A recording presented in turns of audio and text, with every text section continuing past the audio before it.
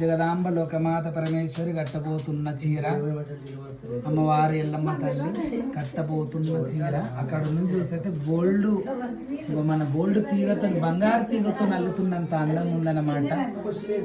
ఇలా చీరలు అల్లే వాళ్ళందరికీ కూడా, పద్మశాలిలకందరికీ కూడా శతకోటి వందనాలు.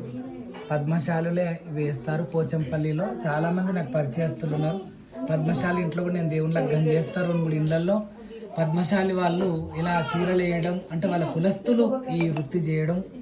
మనము దేహాన్ని మనం కాపాడుకుంటున్నాం, సంరక్షించుకుంటున్నాం, అందరికీ మన దేహం కనిపించకుండా మనం ఉంటున్నాం అంటే వాళ్ళు నేసే ఈ చీరలతోని, నేసే ఈ బట్టలతోని మన కళ ఉంది. కాబట్టి అలా అమ్మవారు ఈ చీర అల్లిపించుకుంటుంది. రేణుక ఎల్లమ్మ బార్డర్ చూడండి. ఎప్పుడైనా మనం అలా కొనుక్కుంటాం, అలా తెచ్చుకుంటాం, కట్టుకుంటాం, తర్వాత నచ్చితే మేము కట్టుకుంటాం, నచ్చకుంటే చింపేస్తాం. కానీ ఇది అల్లడానికి ఎంత సమయం వాళ్ళకి పడుతుంది అంటే దాదాపు ఎన్నో అవర్స్ కూడా పడుతుంది వాళ్ళకి. ఆ కష్టజీతం మనకు తెలియదు. మనం ఏదో తేలికగా కొనుక్కుంటాం, నచ్చితే కట్టుకుంటాం, లేకపోతే చింపేస్తాం.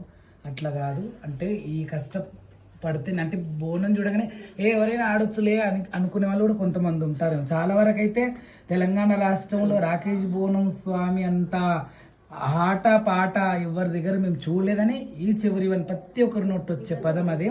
అయినా కూడా కొంతమంది టేక్ ఇట్ ఈజీ లాగా మేమైనా కూడా ఆడతాంలే అనుకోవచ్చు.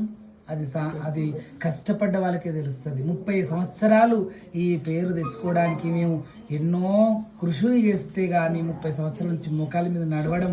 అందరూ అంటారు, ఎలా నడుస్తారు మీరు మోకాల మీద స్వామి అని. అమ్మ ఇస్తుంది బలం అట్లా. అయితే ఎవరైతే మన పద్మశాలి వాళ్ళు ఉన్నారో వాళ్ళు ఈ చీరలు వేసే వాళ్ళందరికీ కూడా భగవంతుడు బలం ఇవ్వాలి. అలాగే రైతులకు కూడా బలం ఇవ్వాలని మనస్ఫూర్తిగా అందరం తిండి బతుకుతున్నాం. కాబట్టి అలా ప్రతి ఒక్క వృత్తి వాళ్ళు బాగుండాలి.